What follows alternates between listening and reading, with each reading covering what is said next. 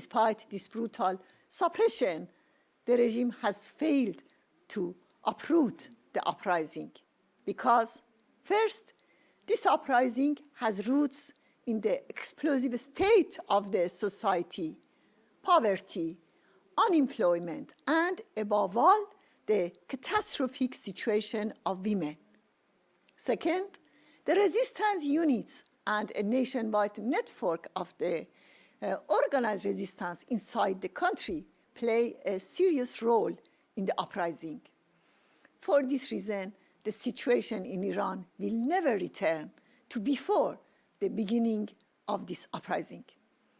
The cries of death to Khamenei have spread across Iran.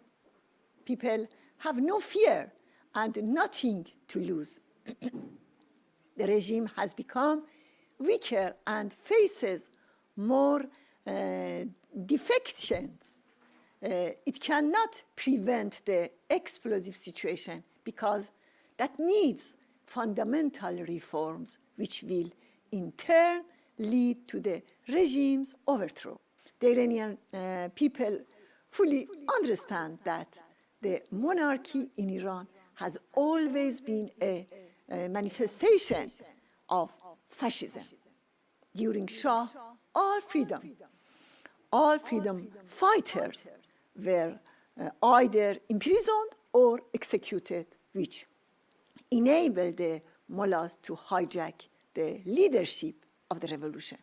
The Iranian people strongly reject any kind of dictatorship, including the return to monarchy. One of the most widely chanted slogans has become "Death to the oppressor, be the Shah or the mullahs." Today, the Iranian people are fully aware that they must distance themselves from all forms of dictatorship. We are aware of the difficulties on the path ahead, but no obstacle can deter us from pursuing our objectives. The ruling religious fascism in Iran can and must be overthrown. The missing link in Western policy is its exclusion of the Iranian people and the resistance from the equation in Iran. This has harmful effects not only on the people of Iran, but also on the region and the world. To the President-elect of the National Council of Resistance of Iran, Maryam Rajavi, my friend.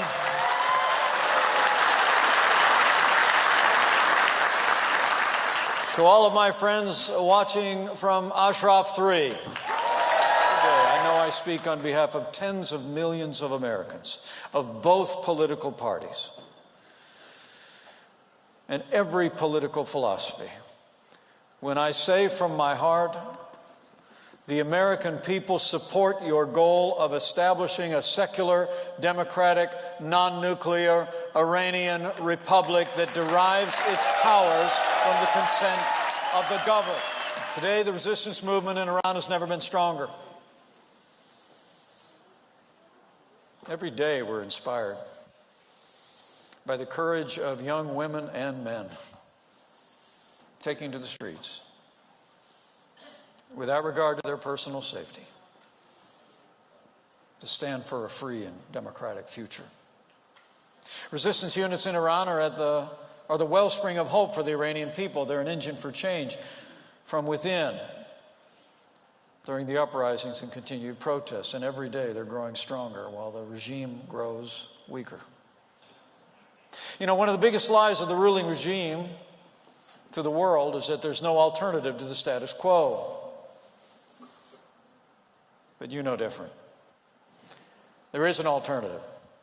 A well-organized, fully prepared, perfectly qualified, popularly supported alternative. And I want to thank Maryam Rajavi for her outstanding leadership and vision.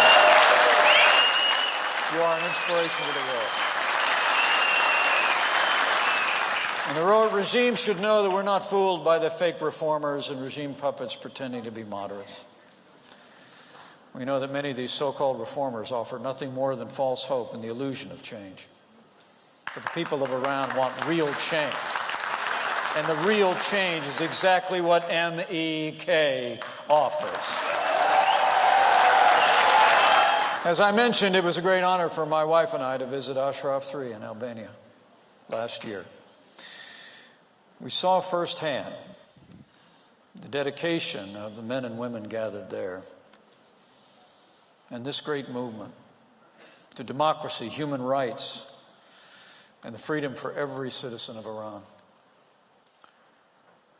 Maryam Rajavi's 10-point plan for the future of Iran will ensure freedom of expression, freedom of assembly, freedom of religion, and the freedom of every Iranian to choose their elected leaders.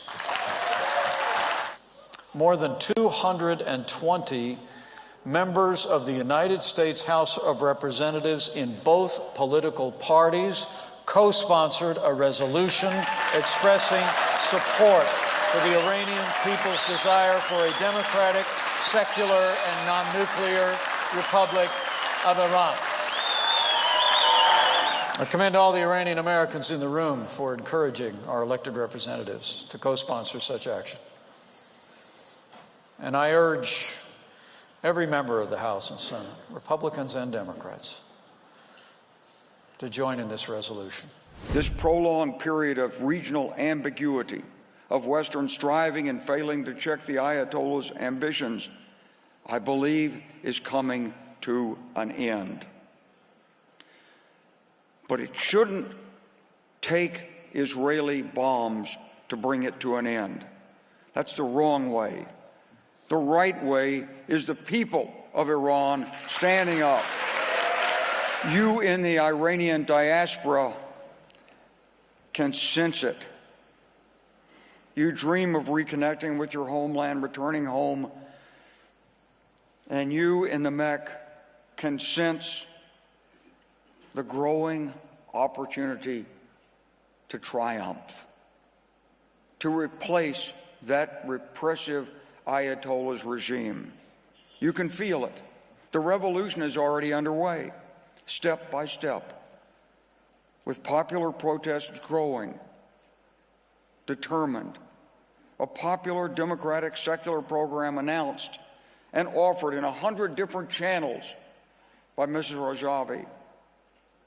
Courageous student leaders who are challenging the powers of repression today, just as they did 50 years ago under the Shah. Yes, it seems inexorable now.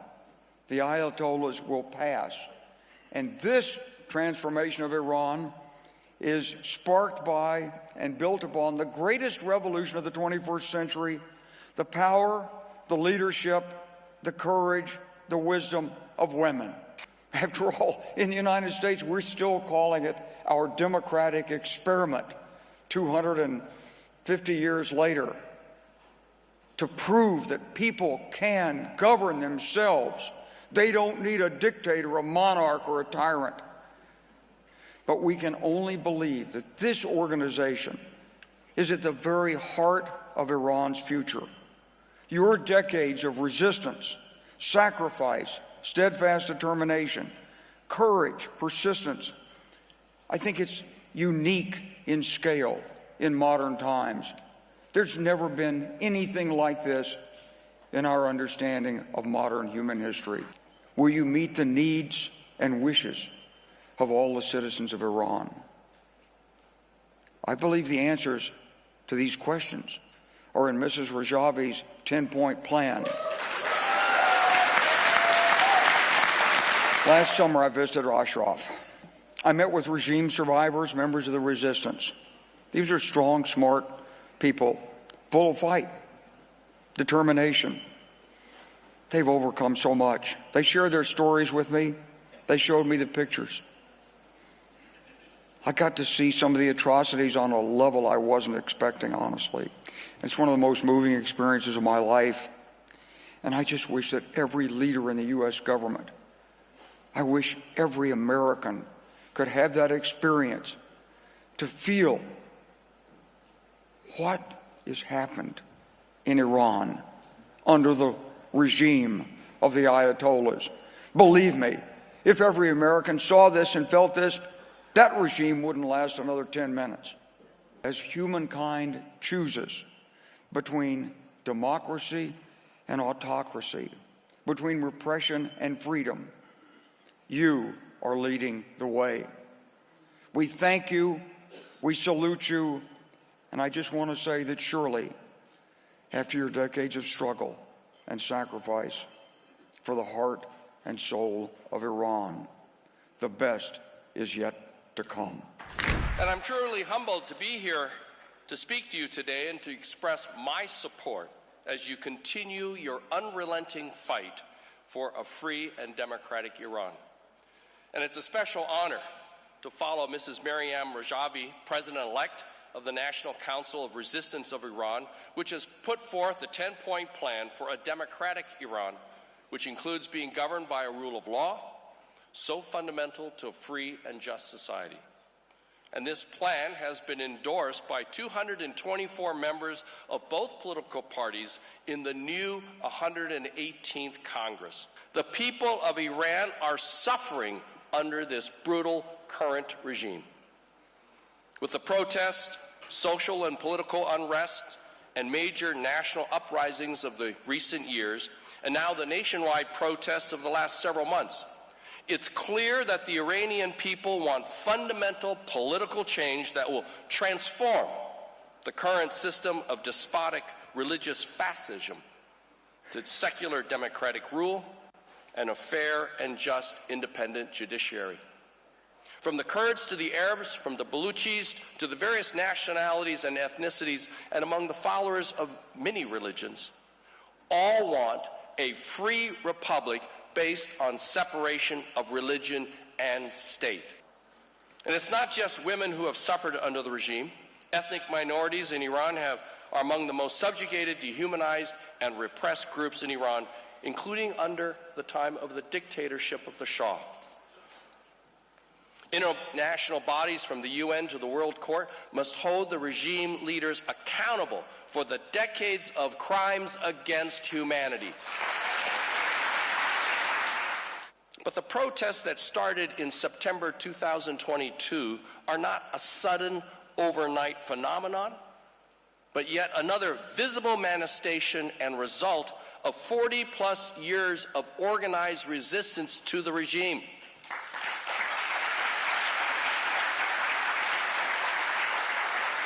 And during this time, the MEK and its leadership have paid a huge price in blood. The role of women in the leadership ranks of the resistance and in fighting back against the clerics is clearly evident in the streets of Iran. The revolution you are supporting is about bringing democracy and freedom to Iran. It is not about returning to the dark and brutal days of a dictatorial monarchy of the Shah. The people of Iran have paid a heavy price in their resistance against two dictatorships, the current regime and the Shah.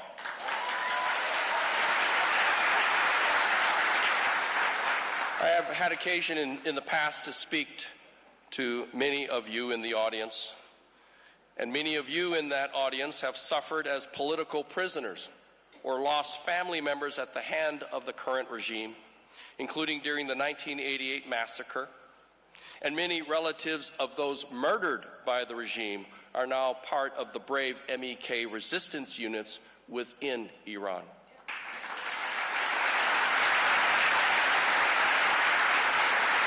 And some of you in the audience or your relatives, including, as we heard from our MC, Anahita Sami, have been tortured or been victims of the Shah's secret police, the Savak. Iran will never return to its pre-September 2022 days, and it will not return to the single-party dictatorial rule of the Shah's monarchy.